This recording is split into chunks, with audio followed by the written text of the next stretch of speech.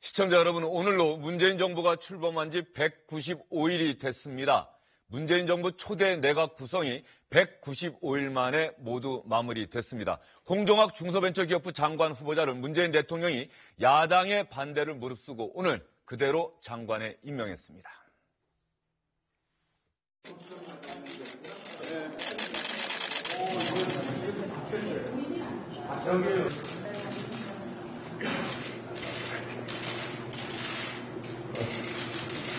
임명장 홍종학 국무위원회 임함.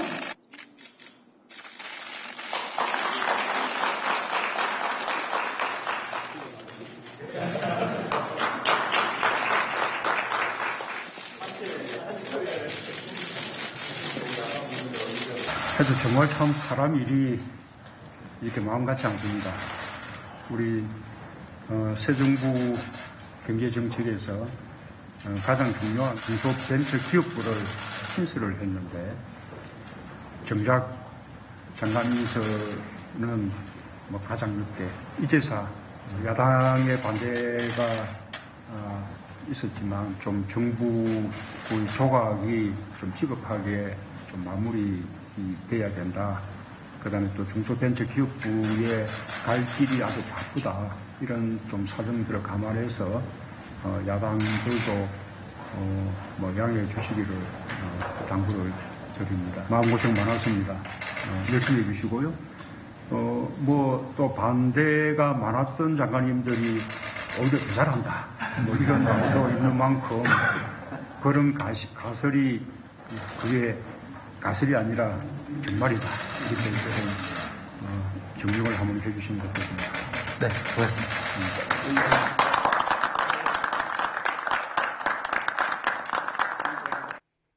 반대가 많았던 장관님들이 오히려 일을 더 잘한다. 그런 가설이 아니라 정말이다라고 하는 점을 꼭 보여주기 바란다. 문재인 대통령이 가장 하고 싶었던 말은 바로 이게 아닐까 싶습니다. 김영준 명지대 교수, 최창렬 용인대 교수, SBS의 윤춘호 논설위원 세 분 나오셨습니다. 어서 오십시오. 안녕하십니까.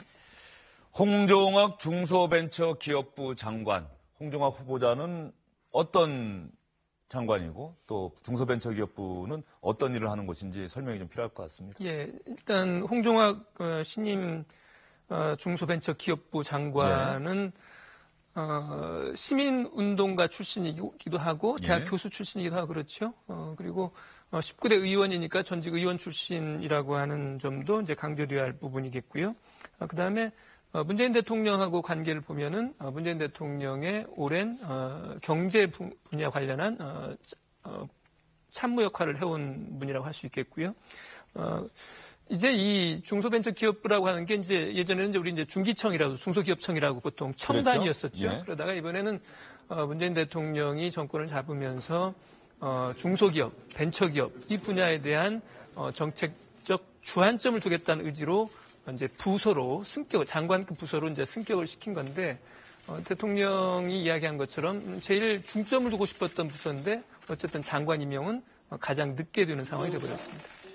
제가 그렇게 봐서 그런가요? 지금 세 분이 보시기에도 화면에 나타나는 청와대 대통령과 수석 또 실장들 또 홍종학 장관 표정이 예전에 다른 장관들 임명장 받을 때보다는 밝지 않아 보여요.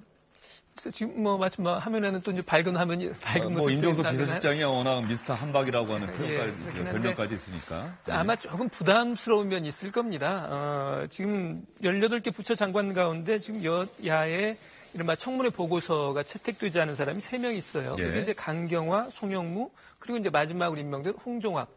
이 세 분의 장관이 이제 야당의 거센 반대 속에서 임명이 된 거거든요.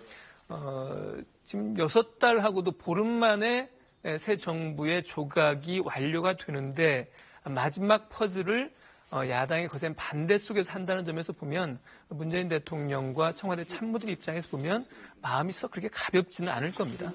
장관급으로 확대하면 아마 김상조 공정거래위원장도 야당이 반대했지만 대통령이 그냥 임명을 한 그런 사례가 되겠죠. 그다음에 또 이호성 방송위원장도 그런 케이스죠. 이호성 방송통신위원장이 그랬겠군요. 네. 예, 이호성 방송통신위원장. 김상조 공정거래위원장은 아닌 것 같고요. 이호성 방송통신위원장, 전부 다. 김상조 공정거래위원장, 네. 이호성 방송통신위원장.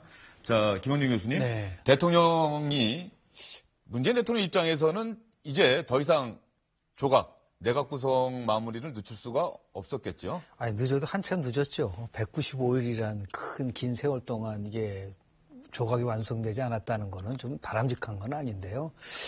정부가 지금 70%대의 높은 지지를 받고 있지만 세 가지 면에서는 조금 나름대로 한계가 있다는 거 부분이 많이 지적이 되고 있는데요. 하나는 협치고요.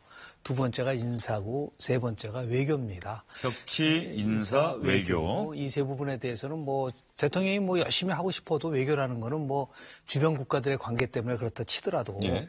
협치하고 인사는 얼마든지 대통령의 의지에 따라서 움직일 수 있는 부분이 있는데 인사를 통해서 협치가 이루어지고 협치를 통해서 인사가 이루어졌다면 제가 볼 때는 저 나름대로 지금 현 정부가 갖고 있는 부족한 부분을 채울 수 있지 않았는가 생각이 좀 듭니다. 그런 면에서 참 아쉬운 점이 많고요.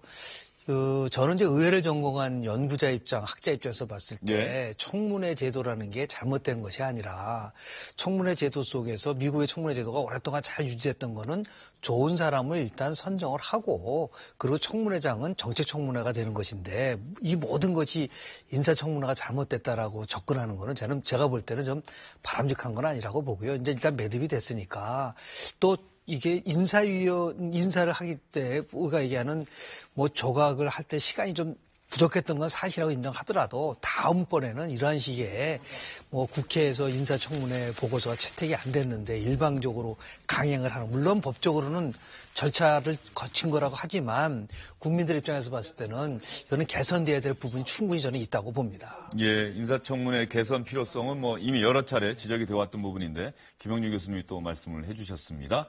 인사청문 보고서가 국회에서 채택되지 못했습니다. 야당이 반대했기 때문에. 그런데 그럼에도 불구하고 장관으로 임명했다. 어떻습니까?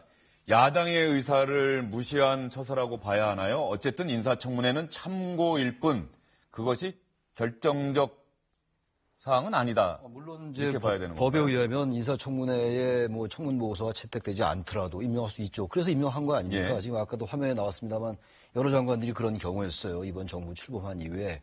근데 결론적으로 앞서 뭐 김 교수님이 잘 말씀해 주셨습니다만 청문회 제도는요 좀 바꿀 필요가 좀 있다고 생각합니다. 왜 그러냐면요. 청문회 제도는 어쨌든 의회가 국회가 행정부 인사에 대한 견제를 행사하는 거거든요. 물론 인사권은 대통령 청와대의 고유권 인사권이라 하더라도요.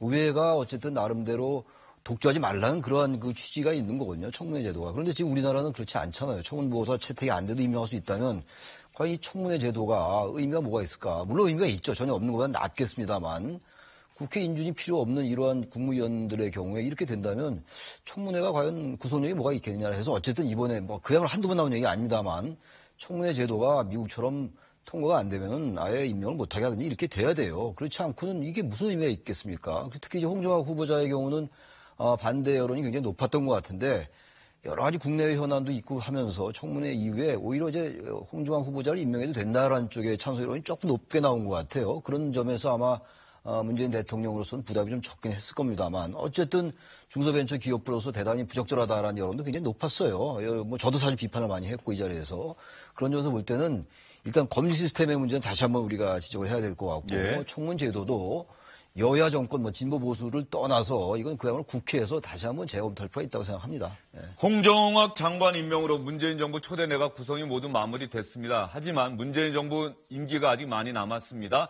앞으로도 얼마든지 장관 임명하게 될 텐데 인사청문회 또 해야 합니다. 인사검증 시스템 이건 청와대가 보완할 일이고요. 인사청문회 제도 개선은 국회가 해야 할 일입니다. 미루지 않았으면 그래서 다음부터는 이런 지적이 나오지 않았으면 하는 그런 생각이 절로 듭니다. 그런데 오늘 임명장 주는 장면 보다 보니까는 이전 장관들 임명장 줄 때와 좀 다른 모습이 있어요. 가족이 나오질 않은 것 같아요. 네. 문재인 정부만에 있었던 일은 아닌데 이제 가족들이 같이 하는 모습이 참 보기가 좋았거든요. 이제 그렇죠. 대부분은 이제 부인이 나오는 경우가 많았고요. 그다음에 김현미 장관 같은 경우에는 이제 어머님을 노모를 모시고 와서 이제 더 기억에 남기도 하는데 홍정학 장관 같은 경우에는 지금 혼자 나왔단 말이에요. 네, 그것은 지금 화면에는 김동연 경제부총리죠.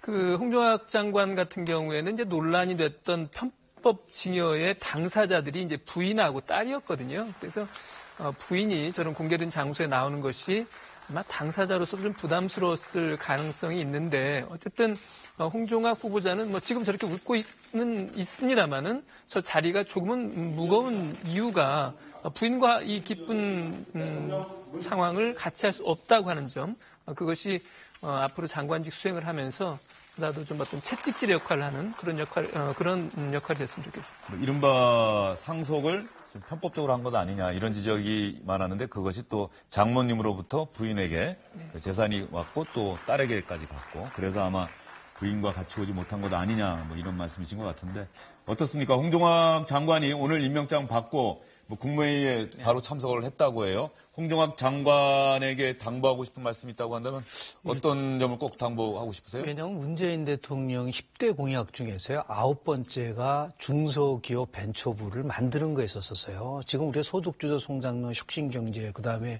공유경제라는 세 가지 축이 움직이기 시작을 하고 있는데요. 그러니까 이 정부가 국민들로부터 야 정권이 바뀌고 새로운 기조 속에서 경제가 활성화될 수 있는 거에 가장 바로미터는 저는 중소기업이 얼만큼 잘 활성화될 수 있느냐는 부분이기 때문에 이제 이 잘못된 부분들 청문회에서 나왔던 이 부분들은 다 있고 어떻게든 간에요. 이 대기업과 중소기업 간에 있어서의 상생을 어떻게 만들어갈 것이냐. 무조건 대기업은 잘못된 것이고 그리고 과거에 본인이 썼었던 여러 가지 저술이나 등에서 갖고 있는 편견은 다 싹 없애버리고 새로운 마음으로 중소기업과 대기업 간의 이런 나름대로의 좋은 관계를 통해서 결국 가장 중요한 것은요. 일자리를 만드는데 중소기업이 역할을 할 수 있는 부분에 역할을 보여주지 않는다고 한다면 이거는 굉장히 대통령이 지금 강조하고 있는 이 부분 속과 어느 정도 조율을 맞춰가느냐가 굉장히 중요한 앞으로의 일이라고 저는 봅니다. 국무회의에서 말이죠. 홍종학 장관이 얘기를 한 게 있습니다. 그런데 준비가 돼 있는지 모르겠는데 홍종학 장관이 이런 얘기를 했다고 아까 주요뉴스에서 남승모 기자 리포트에도 나갔어요. 대통령님과 국민의 뜻에 따라 출범한 부처라는 점에서 저 스스로 굉장히 무거운 책임감을 느낍니다. 네. 지금 김 교수님 말씀하신 게 바로 그 부분인 것 같고요. 네. 대통령님과 국민의 뜻에 따라 출범한 부처. 중소벤처기업부 장관 홍종학 장관에게 걸 수 있는 기대가 있다면요? 글쎄요. 홍종학 장관이 국회의원 시절에 낸 법안에도 말이죠. 일단 부의 대물림이라든지 편법징여 이런 것들에 대한 아주 강한 문제의식을 보여줬어요. 그리고 시민운동을 할 때도 재벌개혁이나 대기업개혁에 대해서 상당한 나름의 소신을 보여줬었거든요. 중소벤처기업부를 신설한 이유도 저는 그런 거라고 생각합니다. 지금 문재인 정부가 지향하는 바가 여러 가지 적폐청산과 맞물리면서 우리 사회의 대기업과 중소기업 간의 격차가 굉장히 심화되어 있고 그리고 사실 이 중소기업과 대기업 간의 격차라는 건요.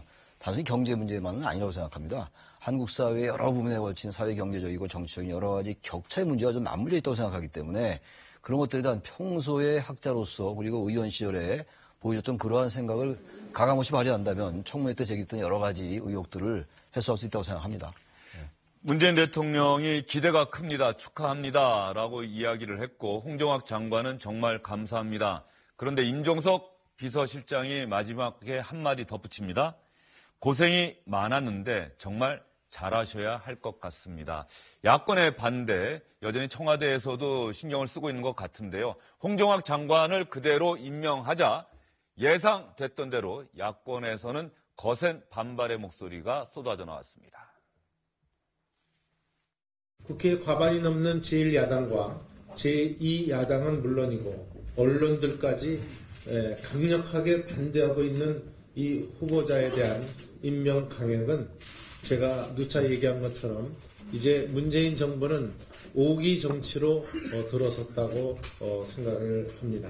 협치라는 말은 우리 문재인 정부의 아마 제1호 거짓말로 정치사에 남을 것이다. 과거 보수 정권에서 부적격 인사에 대한 임명을 강행했을 때 당시 야당이던 민주당은 오만과 독선이라며 맹렬히 비난하지 않았습니까? 그런데 이제 여야가 바뀌자 민주당 의원들은 침묵으로 일관하고 있습니다. 거듭 말하지만 홍종학 후보자는 지금이라도 즉시 자진 사퇴해야 합니다. 홍종학 후보자의 청문회는 그야말로 내로남불 그 자체였습니다. 스스로도 지키지 못할 거를 그럴싸하게 비판한 후보자는 중소벤처기업부의 장관으로서도 자격 미달입니다. 임기 초기에 높은 지지율로 자만에 빠져 인사 문제를 안일하게 대처해서 큰 화를 당하는 일은 대부분의 정권에서 일어나는 적폐 중의 적폐입니다. 적폐 중에 적폐다. 문재인 정부가 역점을 두고 추진하고는 적폐 청산을 염두에 둔 빗댄 비판도 나왔네요. 네. 그 야당 쪽에서 나온 여러 가지 오늘 이제 표현들이 있는데 예. 그중에서 두어 가지만 소개를 드리면 홍탐대실이라는 말을 쓴. 홍탐대실이요? 예. 홍종학을. 홍자가 들어가면은 홍준표 대표 생각이 항상 먼저 나는데 홍준표 대표가 아닌 거죠? 네, 그렇습니다. 예. 홍종학 후보자를 선택했다가 더 큰 것을 잃을 거다라고 하는 얘기일 거고요. 또 국민의당에서 그런 얘기를 그렇습니다. 했군요. 예. 그다음에 또 장관직 특채다라고 하는 표현도 썼어요. 장관직 특채요. 예, 장관직에서 장관직으로 이건 특채한 거냐 예. 이런 얘기도 했고요. 또 한 가지는 장제원 한국당 의원 이야기인데요. 홍종학 씨, 홍종학 전 의원이라고 부르겠다. 홍종학 장관이라고 우리가 부를 일은 없을 거다라고 하는 반응을 보였어요.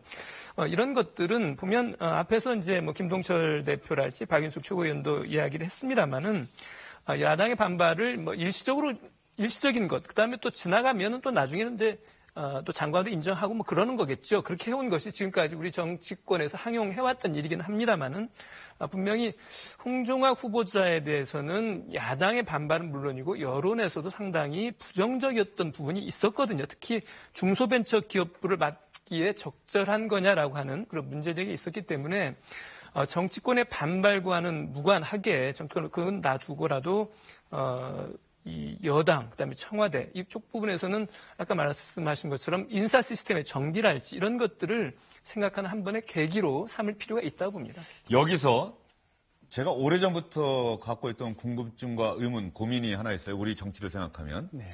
그러니까 정권 교체는 이제 일어난단 말이죠. 그렇죠. 그러면 정권 교체가 되면 지금 조금 전에도 지적도 나왔습니다. 과거 민주당이 야당이었던 시절에 민주당이 반대했던 인물을 장관으로 그대로 임명하면 오만과 독선이라고 비판하지 않았느냐.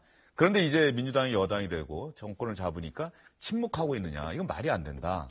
그러니까 이런 어떤 악순환이 반복이 되는 거죠. 서로 입장과 상황에 따라서 말이 달라지는.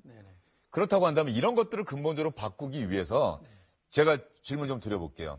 청와대나 여당이 먼저 바뀌어야 합니까? 아니면 야당이 바뀌어야 합니까? 야당이 다음에 정권 잡을 것에 대비해서 그 다음을 대비해서 우리가 달라지는 모습을 보여야 할까요? 아니면 청와대와 여당이 보여야 할까요? 저도 뭐 그 문제와 관련돼서 많이 고민을 해봤는데 저는 왜 이게 반복적으로 나타나느냐 하면은 대통령제를 채택을 하고 있으면서 내각제적으로 운영이 되고 있기 때문에 그렇습니다. 왜냐하면 내각제라는 거는 권력이 융합이 되는 제도고 그리고 정부를 끝까지 집권 여당이 받쳐줘야 되는 그런 구조를 갖고 있는 거예요. 근데 순수한 대통령제 속에서는 미국같이로 뭐 여야가 함께 행정부를 견제할 수 있는 건데 우리는 엄밀하게 따지면 좀 절충적인 대통령제를 채택을 하고 있기 때문에 그래서 야당 같은 경우는 뭐 무조건 반대를 할 수밖에 없는 것이고 여당은 이제 입장이 바뀌되면 무조건 정부를 옹호하게 되는 이러한 근본에 대한 것들이 바뀌지 않으면은 제가 볼 때는 또다시 아마 정권이 바뀌게 되지 않습니까? 지금 야당이 여당되고 그래서 제가 오죽하면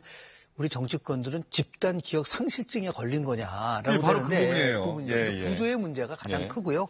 두 번째는 대통령의 의지입니다. 그러니까 대통령이 나는 이거 절대로 하지 않겠다라고 해야 되는데 문제는 그거를 하기에는 너무나 뭐 인사 문제와 관련돼서 기준도 지금 없어지고 있고 그리고 자기 사람을 심어야 되는데 이런 여러 가지 문제가 있기 때문에 얼마만큼 이것을 극복해 나갈 수 있느냐라는 문제가 돼 있는 것이지 저는 야당이 바뀌는 그 문제보다는 가장 큰 건 우리의 권력 구조에 대한 문제 하나하고 구조적인 문제. 대통령의 국정 운영의 통치 스타일의 변화 이 두 가지가 바뀌지 않으면은 저는 반복될 수밖에 없는 그래서 그런 정치 서식 환경이란 말 썼는데요. 정치 서식 환경이 뒤틀리고 왜곡되어 있기 때문에 이 정치 서식 환경이 안 바뀌면은 그건 굉장히 어렵다는 그런 결론을 내렸습니다. 내년에 개헌이 이루어진다고 한다면 지금 김영준 교수님 말씀하신 그 부분 반드시 바로잡혀야 할 것 같고요. 최 교수님은 제 질문에 대한 좀 대답을 좀 해주시죠. 일단, 여권이 바뀌어야 합니까? 야당이 바뀌어야 합니까? 일단 여권이 바뀌어야 되죠. 근데 여권이라는 게 야권이 될 수 있고 야당이 또 여당이 될 수 있기 때문에 바로 그 말씀이에요. 그러니까 정권을 잡은 다음에 야당이 될 때 되더라도요. 뭔가 바뀐 모습을 보여야죠. 그러니까 이번의 경우가 가장 좋은 기회예요. 현직 대통령이 헌법에 의해서 주권자들의 의사에 의해서 파면된 건 헌정사상 초유잖아요. 그럼 그야말로 초유이기 때문에 여러 가지 지금 적폐를 청산하는 과정이 있는 거 아니겠어요? 그것도 우리 정치 제도나 정치 관행을 갖다가 바꿀 수 있는 가장 저를 찬스가 지금인데, 유감스럽게도 저도 뭐 문재인 정부에 대해서 여러 가지 뭐 비판도 하고 또 물론 뭐 지지도 하는 발언도 많이 했습니다만, 기본적으로 5명씩이나 지금 인사청문회에 무산된 사람들 임명한 거잖아요, 결과적으로. 그분들이 잘하든 못하는 걸 떠나서. 그렇다면은 현재 그런 부분이 있어가지고는 문재인 정부도 그렇게 좋은 요소밖에 어렵다.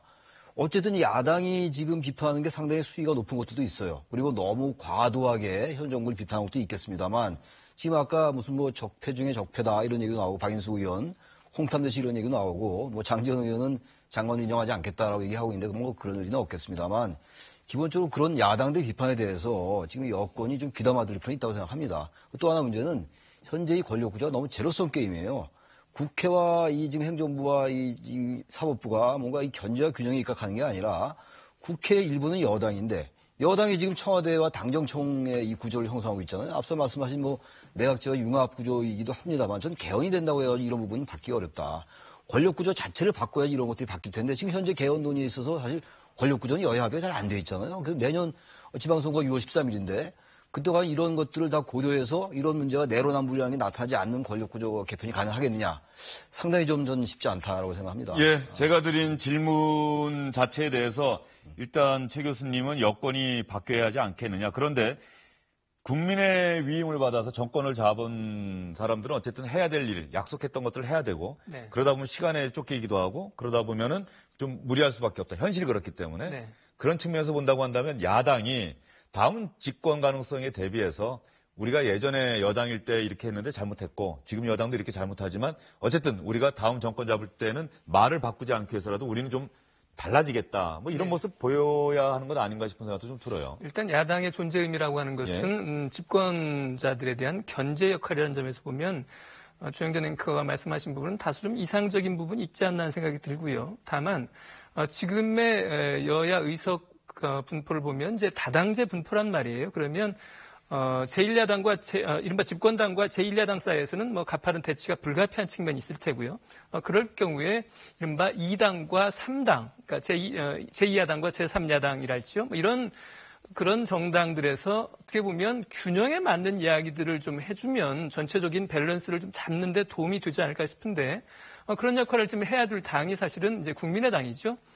국민의당이고, 또 실제로 보면 국민의당이 이번 조각 과정에서 보면 저는 상당히 균형에 맞는 그런 시시비비를 가리는 그런 발언들을 많이 했다고 봅니다. 다만 지금의 국민의당의 당세랄까 이런 것들이 양쪽에서 어떻게 보면 완전한 균형점을 찾기에는 무리가 있는데, 뭐 이낙연 총리 같은 경우에 이제 그런 경우 아니었겠습니까?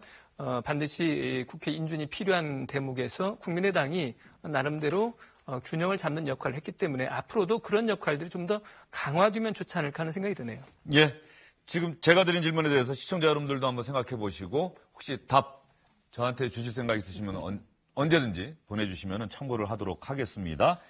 민주당 반응을 보여드리겠습니다. 제가 사실 이 질문을 드렸던 이유가 민주당 반응이 야당의 반응도 예상됐던 그대로지만 민주당의 반응도 예상했던 그대로입니다. 인사청문회에서 제기됐던 의혹이 해소됐고 후보자의 능력과 자질이 충분히 검증된 것에 따른 당연한 결정입니다. 이번 인사가 정쟁의 수단으로 비화돼 민생 예산과 입법 국회에 영향을 미치는 일이 없기를 야당께 당부드립니다. 민주당은 정기국회, 남은 정기국회 일정에서 가장 중요한 게 새 예산안, 그리고 문재인 정부가 역점을 두고 추진하고 있는 개혁 입법, 이 부분 야당의 반발로 무산되는 일이 없어야 한다. 이 점을 강조하면서 야당을 압박하는 모습 보였습니다. 정기국회 남은 일정 동안 또 어떤 일이 있을지 주영진의 뉴스브리핑에서 매일매일 여러분께 실시간으로 전해드리도록 하겠습니다. 이 개혁 입법과 관련해서 하나 말씀드릴 게 있습니다. 문재인 대통령이 얼마 전에 정말 강조했던 내용이 바로 고위공직자 비리 수사처죠. 이 문제 때문에 조국 청와대 민정수석이 어제 국회의원회관을 찾았습니다. 당정청이 함께 고위공직자 비리 수사처를 만드는 방안 토론회를 열었는데요. 조국 민정수석이 참석한 그 자리가 바로 국회의원회관이었습니다. 그런데 어제 그 시간에 국회의원회관 위쪽에서는 최경환 자유한국당 의원, 전 기재부 장관, 경제부총리 사무실에 대한 검찰의 압수수색이 있었다고 합니다. 조국 민정수석의 이야기 여러분 한번 들어보시죠. 민정수석 조국입니다. 지난 정권은 우병우 등 정치검사들이 정권 비리에 눈 감으면서 출세 가도를 달렸습니다. 그 결과 국민의도보다 또 다른 커다란 불신을 초래했습니다. 문재인 정부는 촛불혁명으로 수립된 정부입니다. 많은 개혁 과제 중에서 그 첫 번째가 적폐청산과 검찰개혁입니다. 이제 마무리할 때가 되었다라고 생각합니다. 공수처는 검찰개혁의 상징입니다. 대통령님도 자신과 주변들이 공수처 수사 대상이 되겠다고 선언하셨습니다. 저는 대통령의 수석 비서관으로서 공수처 추진의 끈을 놓지 않겠습니다. 국민의 검찰개혁 의지가 실현될 수 있도록 국회에서 물꼬를 풀어주시길 부탁드립니다. 조국 민정수석의 육성을 시청자 여러분께서 들으시는 거 참 오랜만인 것 같고 또 국회를 찾은 것도 처음인 것 같고 말이에요. 그래 본인 이야기로는 2015년에 새정치민주연합 혁신위원이었지 않습니까? 그때 이제 국회를 온 이후에 이제 2년 만이라고 네. 그러고요. 청와대에 들어간 이후에 저렇게 공식적으로 육성을 듣기는 지난번에 그 춘추관 왔을 때 그 이유를 제외하고는 이게 좀 두 번째가 아닌가 싶은데요. 정부 출범 초기에는 민정수석이 기자들 취재하는데 많이 나왔어요. 공개가 됐었어요. 그랬었죠. 네. 네네. 그랬는데, 언젠가부터 이제 기자들 취재도 잘 안 되고, 그다음에 또 공식적인 저런 브리핑 자리에도 나오지 않고, 그래서 이제 민정수석 업무의 특성상 뭐 그런 측면이 있겠습니다만은, 또 야당이 이제 국정감사를 할지 아니면 국회 운영위원회 열릴 때마다 민정수석의 출석을 이제 촉구를 했습니다만은, 매번 사실 불응했어요. 여러 가지 이유를 댔습니다만, 결과적으로는 나오지 않았는데, 지금 국회에서 나온 걸 보면 아까 말씀하신 것처럼 국회에서 지금 검찰의 압수수색이 진행이 되고 그다음에 또 서초동 서울중앙지검에서는 전 정무수석에 대한 수사가 진행되는 그런 상황에서 등장을 했기 때문에 더욱더 좀 눈길을 끄는 측면이 있습니다. 조국 민정수석 조금 전에 들려드린 이야기 가운데 가장 강조한 대목이 있습니다. 촛불 민심 첫 번째가 적폐청산이고 그다음이 검찰개혁이다. 검찰개혁을 위해서 공수처는 절대 놓을 수 없는 끈이다. 조국 민정수석의 이야기 어떻게 평가하십니까? 조국 수석이 저런 자리에 참석한 것도 아까 말씀처럼 뭐 거의 처음 아니겠어요. 그만큼 어쨌든 청와대가 이 공수처 설치를 통해서 검찰을 개혁하겠다는 의지를 상징적으로 보여준 것 같아요. 조국 민정수석이 참여하게 함으로써. 근데 문제는 아까 말씀하신 것처럼 전병헌 전 수석이 지금 수사를 받고 있는 상황이고 같은 날 지금 소환이 됐잖아요. 예. 저런 부분들이 굉장히 상징적으로 오버랩되는 것 같아요. 전병헌 전 수석이라고 얘기하면 흔히들 말하는 이제 살아있는 권력의 핵심이다 이렇게 얘기를 합니다만 그래서 청와대가 뭔가 지금 정치권의 전방위적인 사정으로 가니까 검찰이 오히려 검찰의 힘을 뺄 수 있는 어떤 공수처 설치에 좀 소극적이 아니겠냐라는 그런 추론도 가능하잖아요. 이런 시점도 좀 의식을 한 게 아닌가 생각이 듭니다. 그래서 오히려 민정수석이 지금 아까 촛불 혁명을 강조하면서 그 첫 번째 개혁 과제가 검찰 개혁이다라고 하면서 그런 맥락에서 이제 공수처 설치를 하겠다라고 얘기하니까 전반적인 최근의 여러 가지 검찰의 정치권 사정 분위기가 맞물려서 보다 더 강조한 것으로 해석이 된다라는 겁니다. 네. 기본적으로 말이죠. 당정청 회의에 민정수석이 직접 참석한 것 자체가 이례적이다 이렇게 보여요. 왜냐하면 공수처가 민정수석의 소관 업무이긴 하지만 이런 것과 관련해서는 어쨌든 정책 이런 부분이기 때문에 보통 정책실장, 비서실장과 이야기하기가 쉬운데 민정수석이 직접 참석을 했다. 왜 이례적인 행보를 보였을까요? 그래서 순서를 좀 하고 싶습니다. 예를 들어서 지금 민정수석이 임기 내 공수처를 설치해야 된다고 공개적으로 얘기하는 것은 굉장히 부적절한 거예요. 왜 그렇게 왜 생각하십니까? 실질적으로 대통령이 이러한 것을 직접적으로 얘기하는 거는 그건 가능하지만 민정수석이라는 거는 대통령을 보좌하는 것이고 그리고 실질적으로 자기는 가이드라인을 절대로 제시하지 않겠다는 얘기도 했었고요. 이러한 부분들이 당정청이 모여서 모든 문제를 처리하는 이 모습 자체가 과거에도 있었고 참여정부 때도 있었어요. 12인이 모여서 하는 부분들이 있었었는데 이게 바로 국회를 죽이는 겁니다.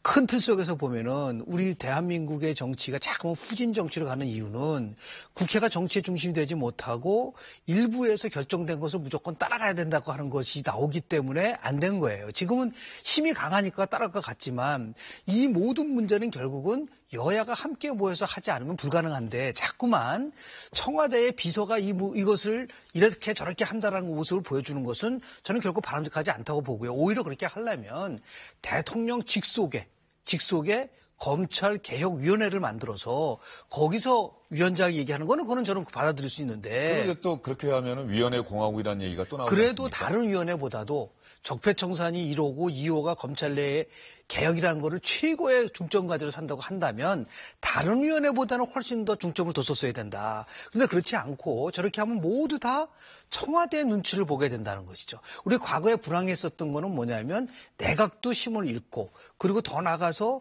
일선에 있는 모든 사람들이 청와대 눈치만 보면서 결국 나중에 용두사미로 끌려간 경우가 많았었거든요. 그런 면에서 봤을 때 저는 뭐 당정청 회의를 통해서 공수처를 만들어야 된다라는 당위성을 강조하는 것은 이해는 되지만 좀 더 이건 좀 세련돼야 되고 그리고 이제는 과거와는 다른 방식으로 좀 더 이렇게 여야가 함께 효율적으로 그리고 합의를 통해서 만들어가는 과정을 보여줘야지 저렇게 압박하는 스티로 해가지고 가져간다고 한다면 당연히 저건 분명히 야당이 또 반발할 수밖에 없는 구조가 된다. 이제는 정치의 중심이 청와대도 아니고 정당도 아니고 국회가 돼야 된다. 그런 면에서 봤을 때 조금 새로운 분위기를 좀 만들 필요가 있지 않나 생각을 합니다. 네, 조국 민정수석이 어제 당정청 회의에 참석한 부분에 대해서 김영준 교수께서는 좀 비판적인 목소리를 내셨습니다. 그런데 청와대에서 이런 얘기가 나옵니다. 조국 민정수석이 어제 당정청 회의에 참석한 것은 검찰개혁과 공수처 설치에 대한 강력한 의지의 표명이라고 보면 된다. 지금 검찰이 과거 정권의 적폐와 관련한 수사를 잘하고 있다고 해서 지금의 검사가 과거의 검사를 수사하는 것뿐이지 결국 예전에 이런 잘못된 일들도 예전 검찰들이 저질렀던 일이다. 검찰 스스로 책임져야 할 적폐 청산이 있는 것이다. 그래서 공수처는 반드시 필요하고 기자들이 이런 질문을 했던 것 같은데 이번 정기국회는 좀 힘들지 않겠습니까? 아니다. 반드시 이번 정기국회에서 공수처 법안 처리할 것이다. 이렇게 의지를 보였어요. 청와대에서.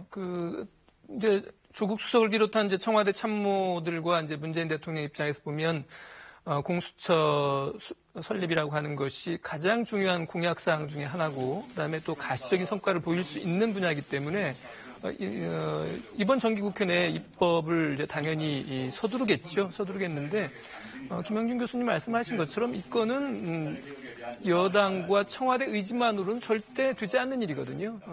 이것은 자유한국당과의 정치적 타협 없이는 입법이 될 수가 없고 입법이 되지 않으면 이것 공수처라고 하는 것은 만들어질 수가 없는 기관인 거예요. 그러니까 여권의 의지와는 무관하게 이번 정기국회 하겠다고 하는 그러한 의지는 의지로 남을 가능성이 높고요.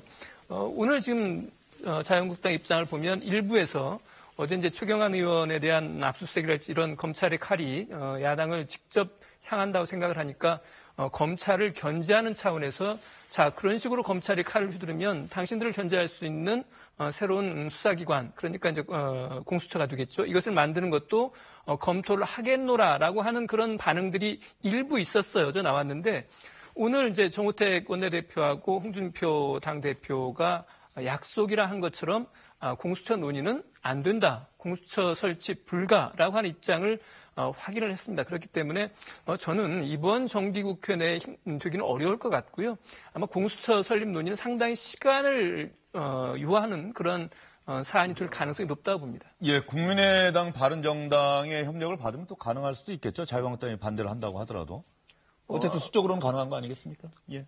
그렇지 않을 것 같은데 그 부분은 아마 그 자유한국당 의석이 지금 116석이거든요. 거기에 지금 바른정당에서 일부 흔들리는 의원들까지 생각하면 아주 빠듯하게 180석을 채울까 말까 할 거예요. 그런데 그렇게 해서 이 거대한 힘을 갖는 기구를 만든다고 하는 것은 만들어진다 해도 저는 후유증이 더 클 거라고 봅니다. 알겠습니다. 지금 말씀하신 거는 아마 국회 선진화법까지 염두에 두고 말씀하신 것 같고요. 어쨌든 과반이 찬성하면 통과는 되는 거고 국회의장이 직권상정도 할 수 있는 거니까요.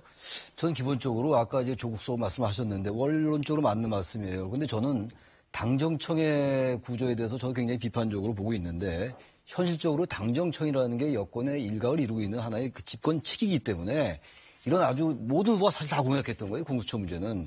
야당은 만약에 조국 수석이나 뭐 이렇게 강력하게 밀어붙이지 않아도 반드시 반대할 겁니다. 지금 홍준표 대표 같은 건 사실 앞뒤가 안 맞는 얘기를 하고 있어요. 왜 이 말씀 드리냐면은 검찰에 대해서 지금 여러 가지 비판을 하고 있잖아요. 뭐 충견이다 뭐 이런 얘기도 하고 있어요. 검찰에 대해서. 그러면서 또 공수처가 검찰의 권력을 제한하는 건데 또 공수처 설치는 반대한다고 얘기하고 이런 상황 속에서 청와대가 강력한 의지를 보인다는 측면에서 당정청 회의에 참석한 것 자체는 그렇게 문제될 건 없는 것 같아요. 현재 권력 구조에서 단지 권력 구조를 바꾸는 문제와 연계될 수 있다 하더라도요. 중요한 거는 국민들도 여론이 압도적으로 공수처 설치를 찬성하고 있고 또 하나 문제는 지난 대선의 후보들도 다 공수처 설치를 찬성했었어요. 그런 부분들을 야당이 좀 인식을 해야 됐다고 생각합니다. 예. 그러면 이왕 공수처 이야기로 저희 이야기가 갔으니까 이 공수처 설치 법안에 대한 야당의 입장을 한번 들어보도록 하겠습니다. 먼저 민주당 김태년 정책위의장의 이야기를 들어보시고요.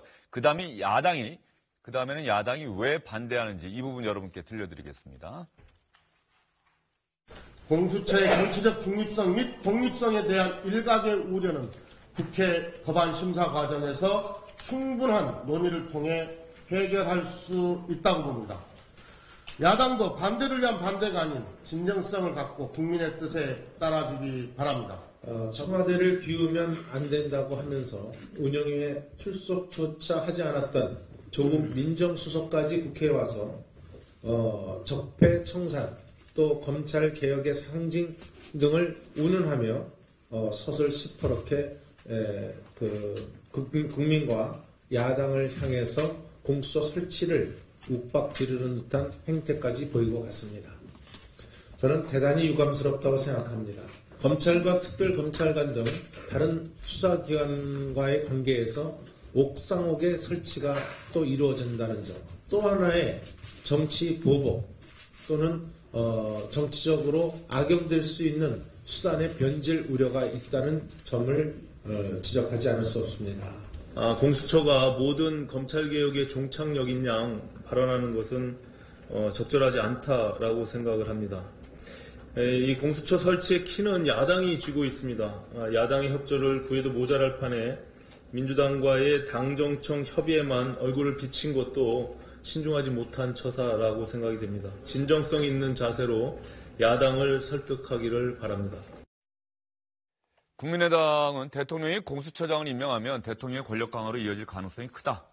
국민의당은 살아있는 권력에 대한 바람직한 공수처 신설을 적극 노력할 것이다. 정의당, 공수처 설치는 국민과의 약속이자 정치검찰 시대는 끝내는 조치다.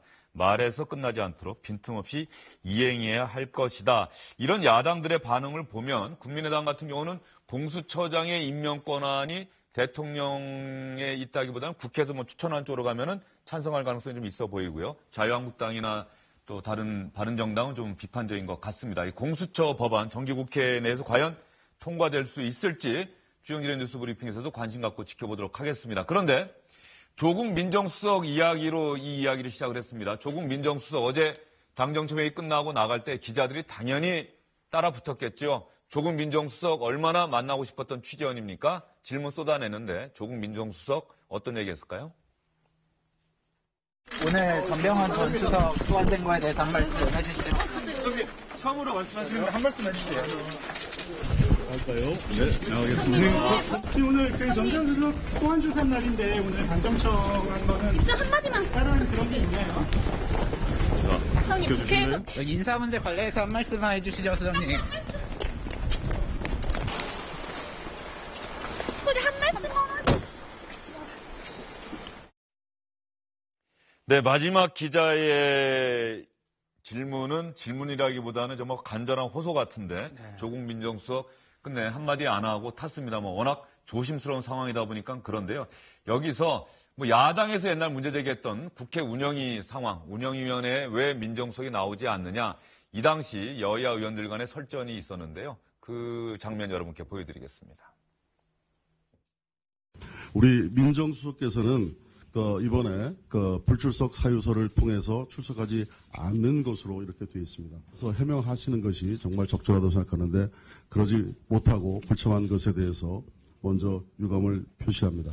그동안 아시겠습니다만은 전 정부와 전 정부 민정수석이 국회 운영에 수한 요구, 수석 요구에도 한 번도 응한 적이 없었던 것은 잘 아실 테고요. 더구나 그 전에 참정부 시기에도 보면은 인사 문제를 가지고 나온 사례가 없다는 것도 잘 알고 계실 겁니다. 지금 주로 인사 문제를 가지고 민정수석이 왜 수석 아니냐 이렇게 물어보시는 거기 때문에 그런 거에 부합하지 않는다는 말씀을 드리겠습니다. 여당이 야당이었을 때 우병우 민정수석의 불출석의 문제에 대해서 어떠한 입장을 가지셨는지를 좀 되새겨 보았으면 합니다. 지금 국회가 이 문제에 대해서 물어볼 사항이 있고 답변을 듣고 싶은 사항이 있다면 최대한 협조하는 것이 이 정부의 탄생의 배경에 부합하는 정부의 눈높이일 거라고 생각을 합니다. 저희가 이 운영위에 우리 간사님들과 논의를 해서 그렇게 양해해 주셨다는 점 말씀드리고요. 정말로 국회에 책임 있게 꼭 민정수석이 출석해야 할 사안이 있다면 그것은 국회와 논의를 통해서 앞으로 그런 지점은 국회 의견을 존중하도록 그렇게 하겠다는 말씀도 아울러 드립니다. 야당은 국회 운영위원회는 나오지 않았는데 여당과의 당정청 회의는 나왔다. 그것도 문제 아니냐 그런데 조국 민정수석이나 청와대 입장에서는 당정청 회의에 민정수석 나가는 건 어쨌든 강한 의지의 표현이고 네. 가능한 일 아니냐 또 이런 입장이겠죠. 그렇죠. 저는 아까 김영준 교수님이 그 당정청 협의회 관련해서 상당히 비판적인 의견을 주셨습니다만 저는 그건 그렇지 않을 사안이라고 봅니다. 당정청이 논의해야 되는 모습은 당연한 거고요. 거기에 또 청와대 관련 수석이 참여하는 것도 저는 당연한 일이라고 생각을 하는 쪽이고요. 다만 국회 운영위 국회 참석 문제는 청와대에서 좀 전향적으로 검토해 볼 필요가 있어요. 왜냐하면 민정수석이 다루는 소관 분야만 중요한 게 아닙니다. 청와대에서 다루는 청와대 수석들이 다루는 분야라고 하는 것은 국가의 기밀 사항도 많고요. 정무수석 같은 중요한 정무적 사안들도 많이 있고 그런데 유독 민정수석만 저렇게 빠지는 것은 뭔가 특권과 예외를 두는 것은 이 정부의 전반적인 국정 운영 방향과도 저는 맞지 않다고 생각합니다. 그 부분과 관련해서요. 예전에는 사실 민정수석 나오라고 야당이 큰 소리 쳤지만 민정수석이 정말로 국회 나오면 또 긴장한다는 거 아니겠습니까? 검찰에서 정치인에 대한 수사 이런 정보들 민정수석은 다 알고 있는데 이번 정부에서 민정수석은 약속한 게 있어요. 검찰 수사에는 절대 개입하거나 그 지휘선상에 민정수석이 관여하는 일은 없을 것이다. 이 약속이 그대로 지금 이행되고 있을 것으로 믿고요. 그럼에도 불구하고 민정수석의 국회 출석 문제에 대해서는 두 분 의견 궁금합니다. 짧게 얘기해 주십시오. 제가 아까 일단 여권이 변해야 된다고 말씀드리지 않았어요. 야당은 일단 반대하는 당이고 여권이 권력 자원을 지금 가지고 있기 때문에 일단 여권이 변해야 된다고 말씀드린 것이고 바로 그게 이런 지점입니다. 바로 지금 아까 임종석 실장은 여야가 운영해서 간사가 협의됐다고 얘기하니까 그 자체는 할 말은 없겠는데 아무튼 적어도 민정수석은 안 나간다는 이상한 관행 같은 거 그게 우병우 수석 건하고 이건 다른 건이라 하더라도 말이죠. 일단 그거는 고칠 필요가 있어요. 국회는 국민의 대표로서 청와대의 그 대통령을 보좌하는 수석의 출석을 요구한다면 거기에 나가서 이러이러한 이유로 나와서 잘못된 건 얘기하고 이렇게 되는 게 맞습니다. 그래서 이번에도 저런 부분들은 자꾸 다른 얘기하지 말고 내로남불이라는 얘기 저래서 나오는 거거든요. 일단 출석해서 얘기하면 되는 겁니다. 당당하게. 그래서 저런 점부터 좀 바뀔 필요가 있다라고 생각합니다. 김 교수님 생각은요? 이 정부는 촛불 정신으로 탄생한 정부라고 수없이 얘기를 한다고 대통령도 그렇고 조국 민정수석도 얘기했습니다. 그러면 전 정부와는 달라야죠. 그러니까 좋을 때는 전 정부와 다르고 자기한테 유리할 때는 빼는 그게 안 맞는 거거든요. 그래서 저는 오히려 정부가 당당한 게 좋을 것 같아요. 이렇게 해서 과거는 안 했지만 우리는 한다. 그래서 제가 당정청 회의도 그런 각도에서 얘기를 한 겁니다. 옛날에는 밀실에서 했지만 오픈 당정청이 모든 걸 다 하는 게 아니라 국회를 중심이 되는 정치를 하겠다라고 한다는 거는 분명히 전 정부와는 다른 모습을 보이는 거. 이것이 촛불 정치로 탄생한 정권이 교체된 정신이 아닌가라는 생각을 합니다. 예, 알겠습니다. 오늘 이 자리에서 나왔던 말씀들을 청와대에서도 좀 참고하시면 어떨까 이런 생각이 들고요. 좀 딱딱한 소식 전해드린 것 같아서 어제 청와대에서 있었던 행사 한 가지 여러분께 영상으로 보여드리면서 이야기를 좀 풀어가도록 하겠습니다. 배우 최시라 씨, 개그맨 박수홍 씨, 요즘 SBS 미운 우리 새끼에서 클럽을 워낙 자주 가서 유명해진 개그맨이죠. 박수홍 씨. 사랑의 열매 1호 문재인 대통령에게 사랑의 열매 배지를 달아주고 문재인 대통령이 1호 기부금을 피척했습니다. 이때 봉투가 두둑하니까 문재인 대통령이 제 주머니가 좀 두둑하죠? 이렇게 또 이야기를 해서 웃음도 터져나왔다고 하고요. 박수홍 씨, 최시라 씨와 셀피 셀카도 찍었는데 박수홍 씨 역시 개그맨답게 아주 익살스러운 표정 보이는 그런 모습이었습니다. 임종석 비서실장도 최실아 씨와 박수홍 씨 보고 저도 사실은 배지가 있었고 달고 있었는데 가만히 보니까 대통령이 가장 먼저 달아야 되니까 배지를 뗐다고 하면서 대통령이 달고 나니까 그다음에 저도 좀 달아주시면 안 되겠느냐 뭐 또 이런 이야기를 했다고 하는데 사랑의 열매 문재인 대통령이 올해 첫 기부금을 전달했다고 합니다. 지진이 나서 포항 지역 주민들 돕기 위한 성금도 진행 중인데요. 이제 날씨가 추워지면 저절로 생각나는 게 이웃을 돕자, 어려운 이웃을 돕자 이런 움직임들이 꼭 있습니다. 시청자 여러분 여유가 있으시면 또 여유가 없으시더라도 옆에 있는 저보다 자신보다 더 어려운 이웃들을 돌아보는 그런 시간을 한번 꼭 가져보셨으면 하는 마음에서 사랑의 열매 전달식 영상 여러분께 보여드렸습니다. 세 분 오늘 긴 시간 수고 많으셨습니다.